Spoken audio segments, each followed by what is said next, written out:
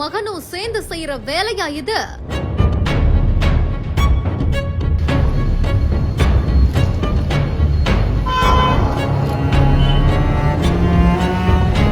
பத்திரிகை வைக்க போன இடத்தில் செய்த பேரதிர்ச்சி, கையும் களவுமாக தூக்கிய காவல்துறையினர். 2 ஆண்கள் ஒரு பெண் உட்பட 3 நபர்கள் வந்து அந்த பெண்ணை கட்டி போட்டு வாயில துணி வைத்து 12.25 சவரன் நகைகளை வழிப்பறி செய்து விட்டதாக